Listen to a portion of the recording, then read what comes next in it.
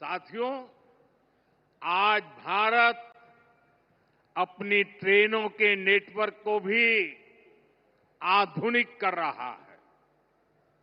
ये वंदे भारत ट्रेनें, अमृत भारत ट्रेनें, नमो भारत ट्रेनें, ये देश की नई गति और नई प्रगति को दर्शाती है।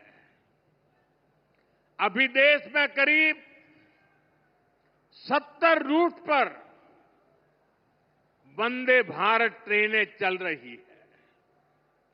इससे दूर सुदूर के इलाकों में भी आधुनिक रेल पहुंची है। बीते 11 साल में सैकड़ों रोड ओवरब्रिज और रोड अंडरब्रिज का निर्माण किया गया है। 34,000 किलोमीटर से ज्यादा के नए रेल ट्रैक बिछाए गए हैं। अब ब्रॉडगेज लाइनों पर मानव रहित क्रॉसिंग, वो बात इतिहास बन चुकी है, खत्म हो चुकी है। हम मालगाड़ियों के लिए अलग से स्पेशल पटरियां, डेडिकेटेड फ्रेट कॉरिडोर का काम भी तेजी से पूरा कर रहे हैं।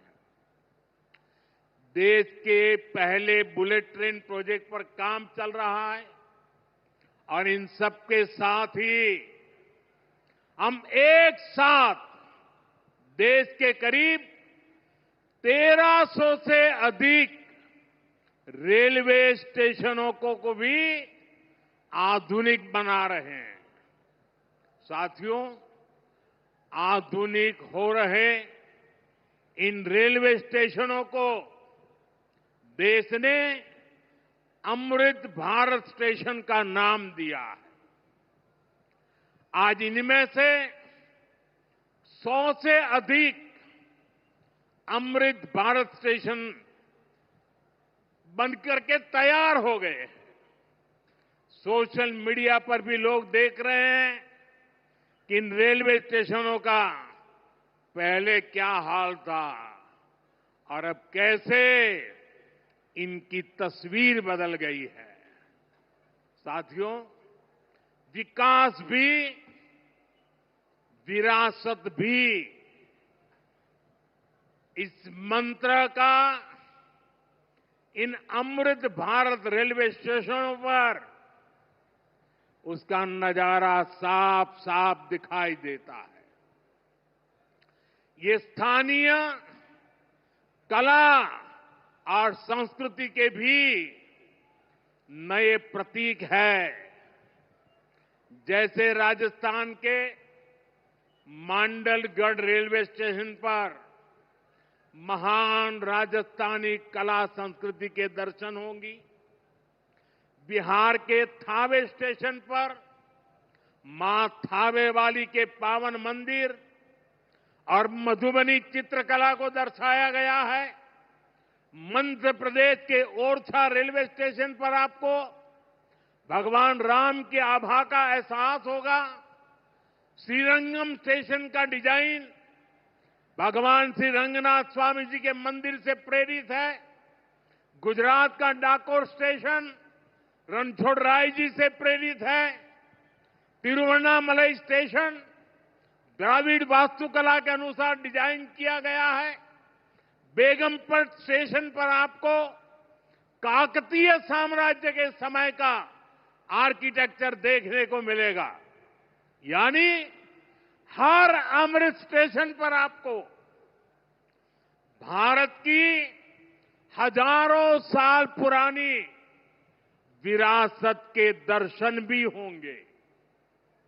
ये स्टेशन हर राज्य में टूरिज्म को भी बढ़ावा देने के माध्यम बनेंगे, नौजवानों को रोजगार के नए मौके देंगे और मैं उन शहर के नागरिकों को रेलवे में यात्रा करने वाले पैसेंजर से प्रार्थना करूंगा, ये सारी संपत्ति के मालिक आप हैं। कभी भी वहां गंदगी न हो, इस संपत्ति का नुकसान न हो, क्योंकि आप उसके मालिक हैं। साथियों, इंफ्रास्ट्रक्चर बनाने के लिए जो पैसा सरकार खर्च करती है, वो रोजगार भी बनाता है, व्यापार कारोबार भी बढ़ाता है। जो हजारों करोड़ रुपए सरकार लगा रही है, ये पैसा मजदूर की जेब में जा रहा है, ये दुकानदार को मिल रहा है, दुकान और फैक्ट्री में काम करने वाले लोगों को मिल रहा है।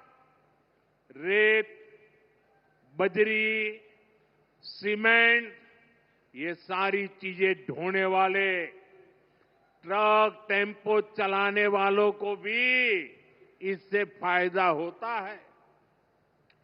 और जब ये इंफ्रास्ट्रक्चर बनकर तैयार हो जाता है, तो फिर अनेक गुना और फायदे होते हैं।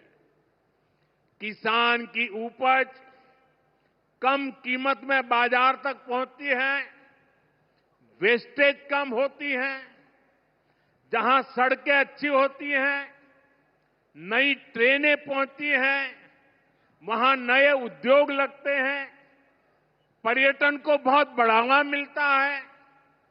यानी इंफ्रास्ट्रक्चर पर लगने वाले पैसे से हर परिवार का, खास तौर पर हमारे नौजवानों का सबसे अधिक फायदा होता है।